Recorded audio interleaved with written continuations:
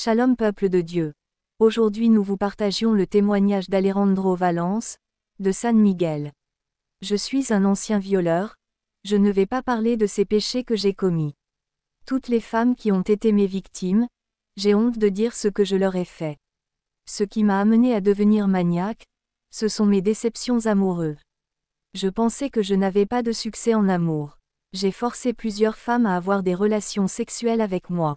J'ai été dénoncée à la police. Pour me protéger de la police, je suis allée chez une sorcière. Je lui ai demandé de me protéger pour ne pas être capturée par les autorités. Les flics n'ont pas pu m'arrêter. J'ai continué à pratiquer le viol. Les femmes maltraitées avaient des problèmes psychologiques. J'ai quitté la ville pour violer de nouvelles victimes. J'ai commis 2 meurtres involontairement. Lorsqu'une adolescente m'a résisté et ne m'a pas laissé la violer.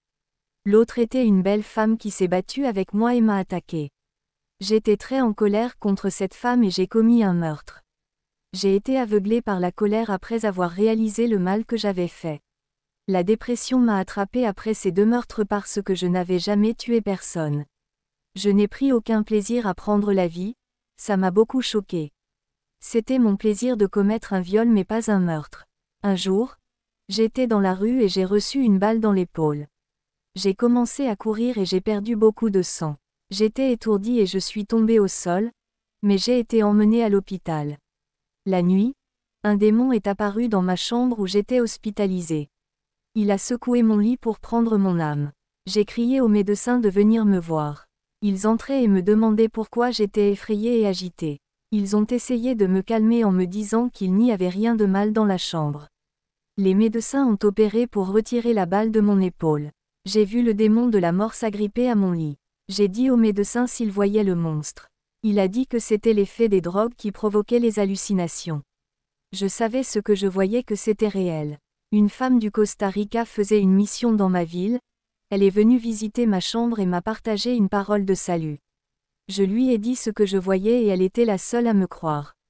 Elle a prié, et Dieu lui a révélé que l'esprit de mort était venu me chercher. J'avais très peur de cette confirmation. Elle a dit que je n'avais pas beaucoup de temps.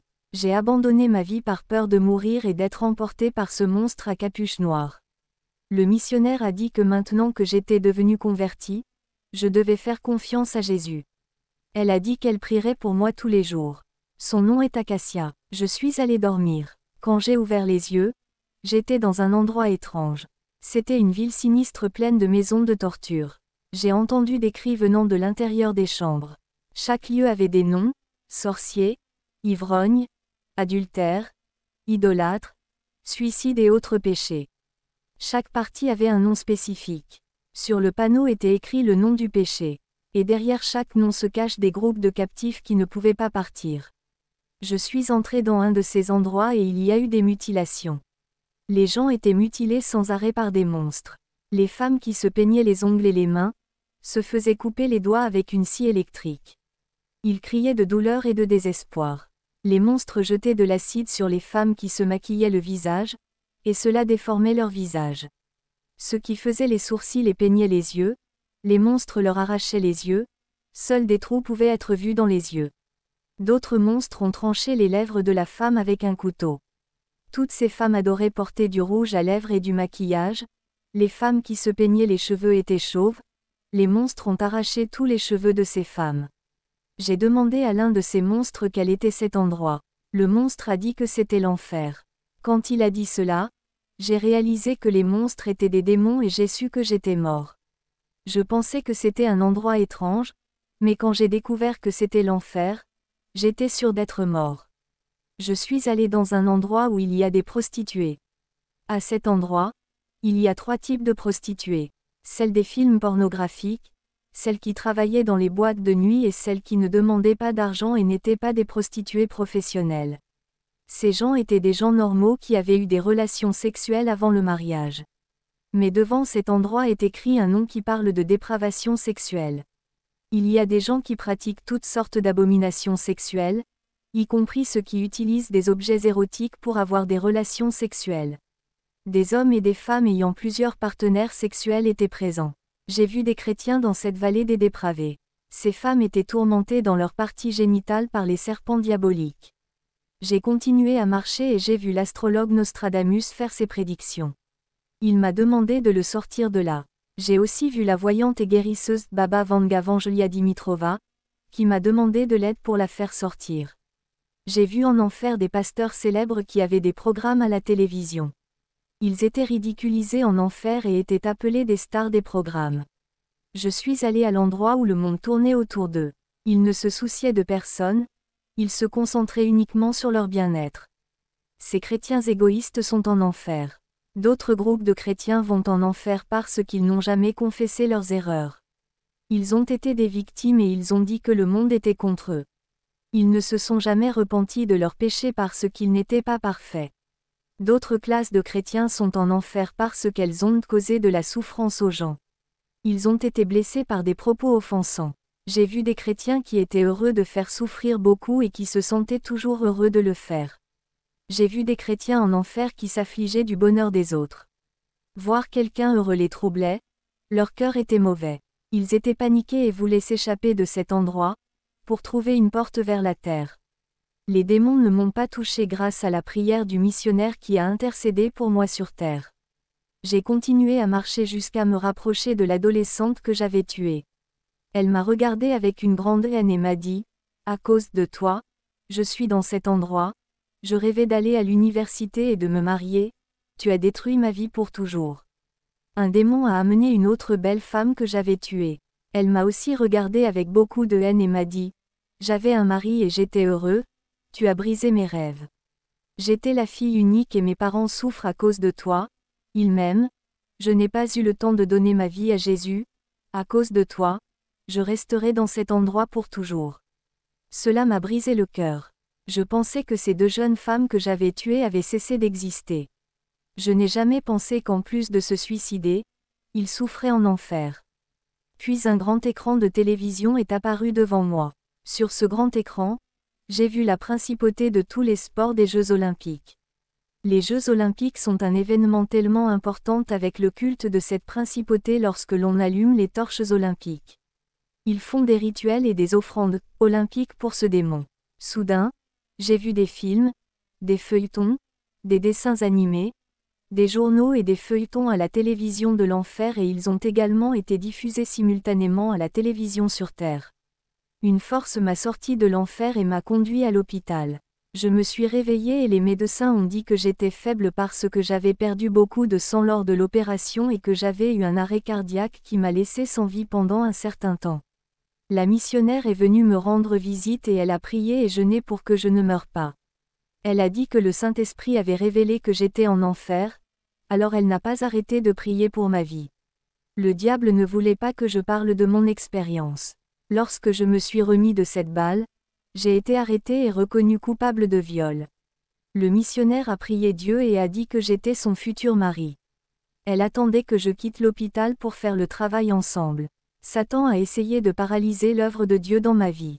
Dieu avait pardonné mes péchés, mais j'avais une dette envers la justice de la terre. J'étais recherché par la police et j'ai dû payer pour mes péchés.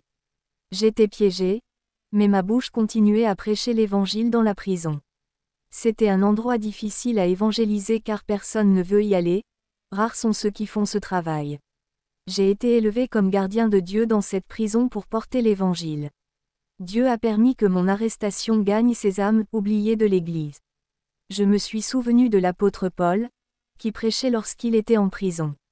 J'ai prêché l'Évangile et gagné de nombreuses âmes en prison.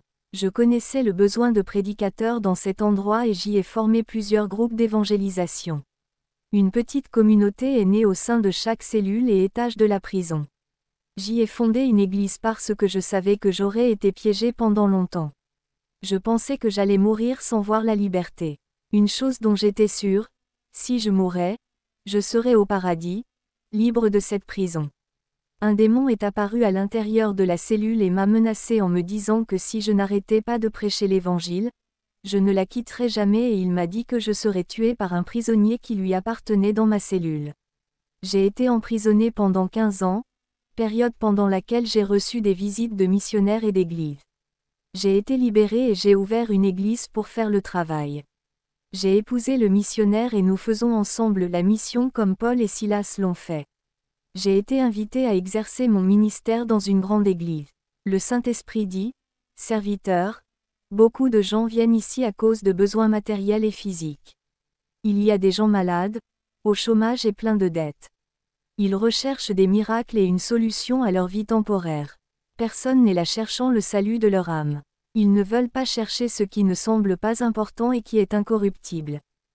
Les pauvres vont à l'église à cause de leurs souffrances financières et ceux qui ont trop de richesses matérielles y vont à cause de leur vie malheureuse et déprimée.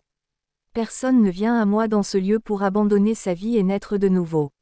Le confort de ce monde a éloigné le peuple de Dieu et l'a éloigné de moi. Tous ceux qui entendent ce témoignage, qu'avez-vous fait à votre époque?